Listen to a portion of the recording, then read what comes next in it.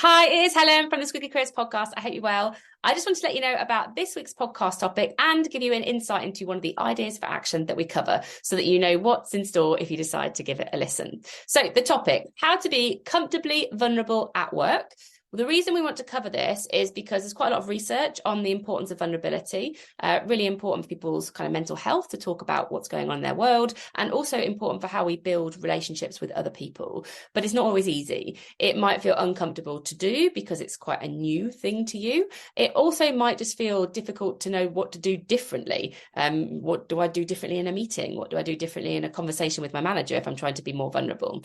So the aim is to be comfortably vulnerable, to give you simple things that you can do that mean you can demonstrate vulnerability in lots of different ways. And that's actually one of the things that I learned personally on the podcast, which is vulnerability is not just exposing your feelings to everyone at work. There's lots of different ways in which you can be vulnerable. It's about, your ability to come back from failure, for example, and to talk about the fact that you've had a failure in the first place.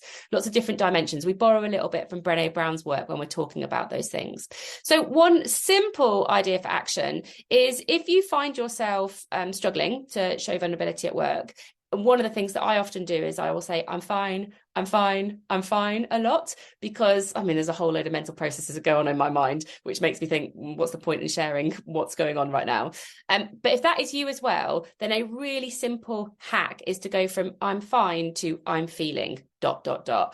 So every time you feel the urge to go, I'm fine, you can go, to be honest, I'm feeling a little bit frustrated. To be honest, I'm feeling a little bit overwhelmed. I'm feeling a little bit kind of upset by how that interaction went. Just the moving from autopilot, I'm fine, to more considered, I'm feeling, is one way that you can be a little bit more vulnerable with what actually might be going on within you, with the people that you work with too.